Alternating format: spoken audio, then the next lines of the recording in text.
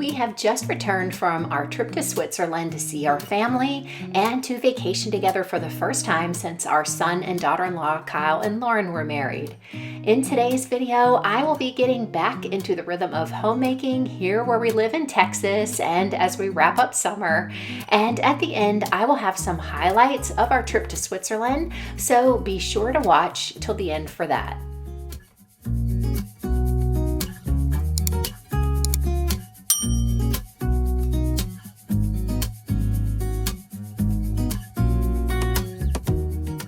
No matter how much I enjoy our travels, it is always good to return home.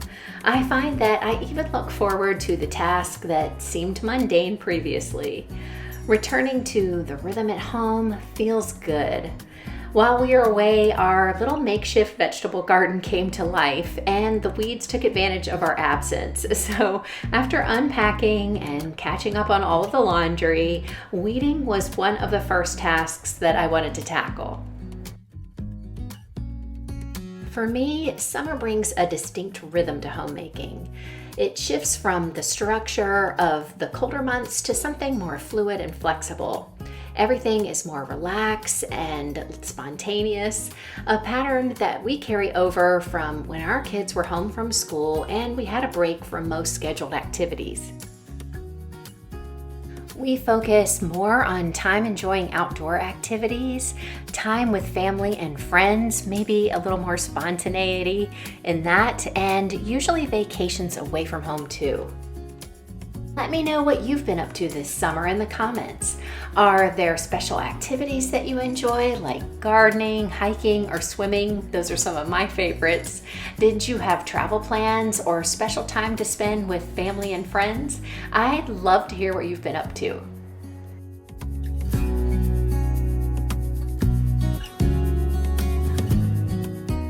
Summer can definitely be a busy season in many ways too. There are seasonal traditions and celebrations that bring periods of heightened activity and preparation. Things like planning for vacations involve coordinating travel logistics, packing, and preparing your home for extended absences. When we return, we have to pick up the rhythm once again of our homemaking routines, all the while adjusting to things like time changes and jet lag. Bringing things back into balance can be challenging, but allowing myself to go with the flow and really ease back into my normal routines can even be enjoyable, especially when I'm seeing our home with refreshed eyes after some time away.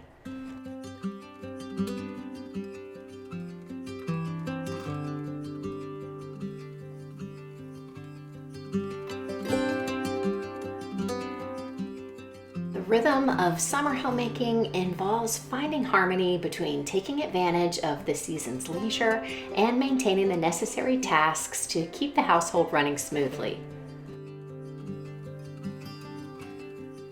I've always found that my weekly routine helps me with this because it stays pretty much the same throughout the year. So I can jump in and out whenever we travel or want to be more spontaneous with our schedule.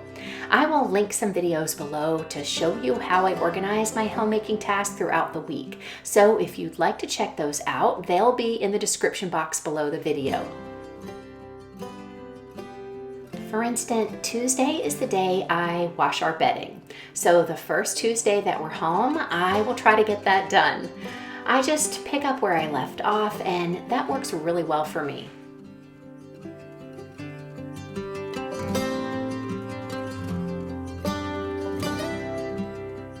We have been loving our linen sheets this summer.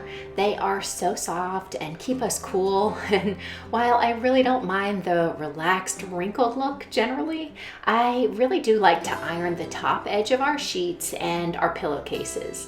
It really doesn't take much effort, but it does make a big impact, so I allow myself a few extra minutes to get that done each week. When I pack our schedules full of activities and commitments, things like this can feel hectic. Just one more task to check off a very long list. It can even seem like a waste of time. They will just get wrinkled again, right? But when I keep our schedules more open, I can allow for these little tasks and even enjoy the time spent doing them.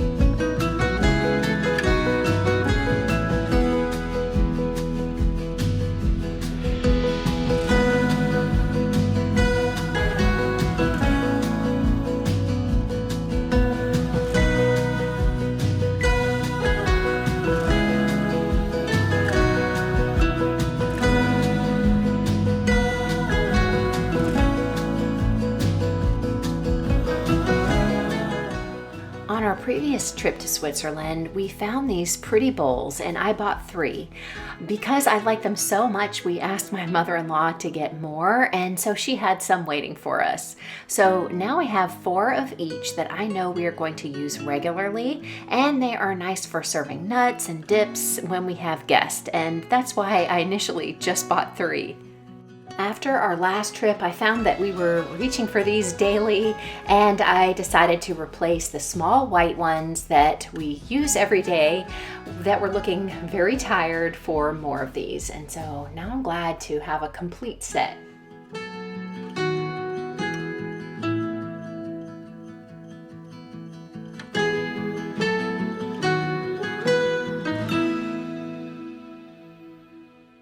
have probably seen me make granola in previous videos.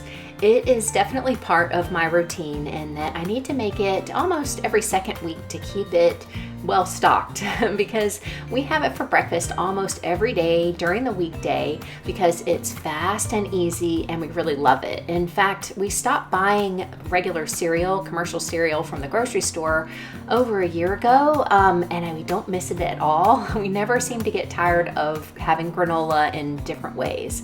So I use a recipe that I will link below, and I use that as a guide. I change it up each time I make it just to keep it interesting. I like using different nuts, or I sometimes use almond extract instead of vanilla extract, or I switch between apple pie spice, pumpkin spice, and cinnamon. Some days we will have it with milk and dried blueberries, just like regular cereal, but our favorite is with homemade yogurt and fresh berries on top. And that's another sort of routine that I've gotten into, is having freshly made yogurt on hand. So that's about every other week as well that we go through it. And so I usually make about 2 quarts at a time, and so we go through about a quart a week. On the weekends, we'll often choose something else for breakfast because then I usually have a little more time to make something hot. We like things like eggs and fresh bread, waffles, pancakes, all the usuals.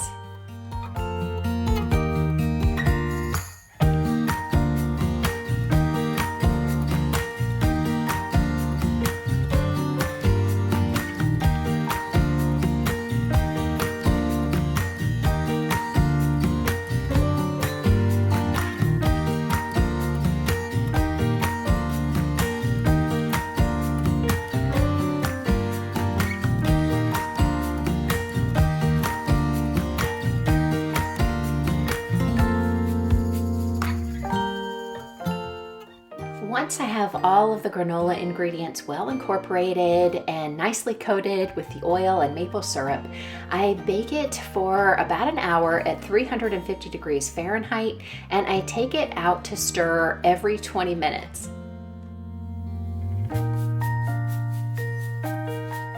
This is my favorite way to enjoy our granola in the mornings, and these new bowls are just the right size.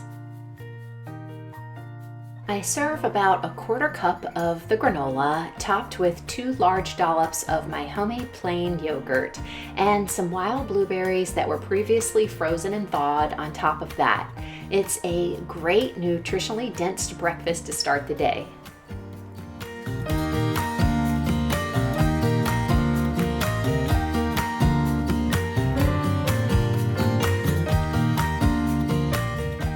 We got some very ripe, very delicious peaches that we have been eating fresh, but I don't want to risk them going bad, so I thought that while the oven was heated for the granola, I would get together a peach cobbler, one of my favorite desserts.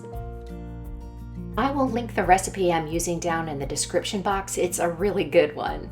And to peel the peaches, I like to score them with an X and then put them into a pot of boiling water for just a minute or 2, which usually helps the peaches slip right out of their skins without wasting any of the flesh, which can happen when using a vegetable peeler. So this is definitely my preferred method.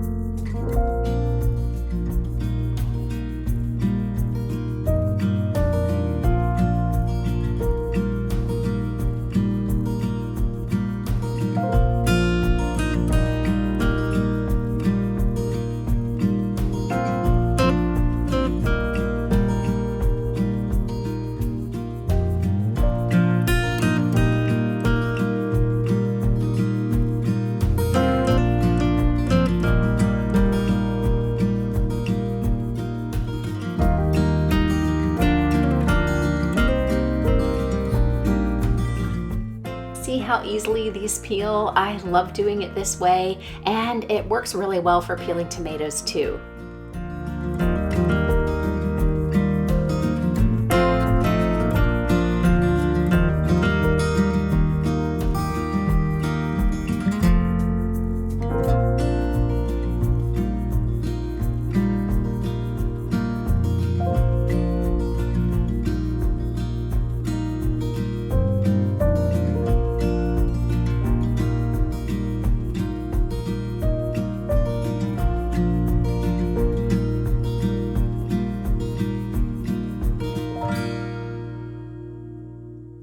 Add sugar to the peaches and mix it together right in the buttered baking dish, and then you can mix up the topping, which is made of melted butter, sugar, vanilla, flour, baking powder, and salt.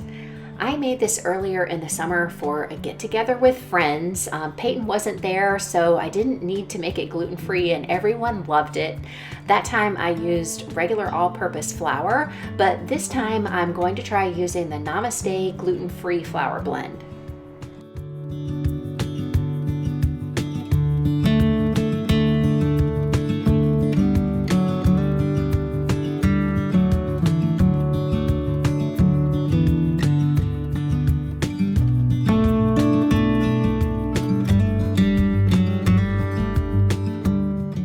As I was mixing the topping together, I thought that maybe I could have used a little bit more gluten-free flour. The topping seemed a little wetter than when I made it with regular all-purpose flour, so maybe I'll try that next time. This turned out really good. It was maybe a little bit crunchier, if that's the right way to describe it. But I'd like to see if it comes out a little bit cakier, like it did the first time with the all-purpose flour, if I add more, so I'll try that next time. Once the granola had finished baking and it was all golden, I set it out on the counter to cool, and I popped in the cobbler, and that came out so good. Our kitchen smelled amazing. The fresh peaches really make all the difference, and it just is such a great dessert for the summertime. And I think you could easily swap out the peaches for any other kind of berry. I think blackberries or blueberries or a combination of berries would be amazing.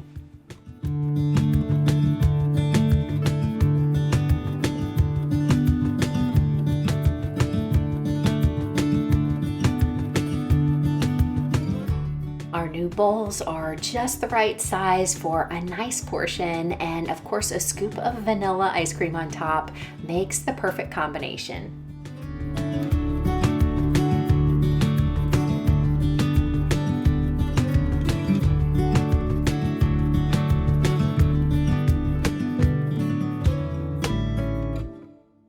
Now I invite you to experience some of the beautiful places that we visited in Switzerland. I hope you'll join me for the rest of today's video.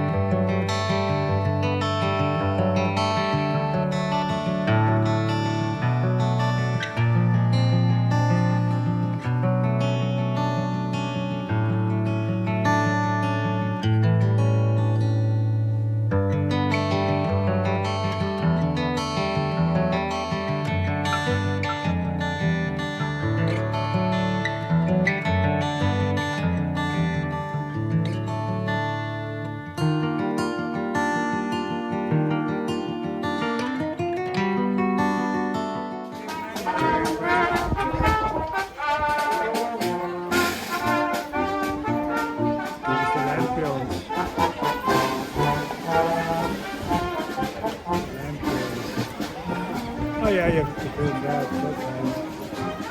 Okay. Either empty homes.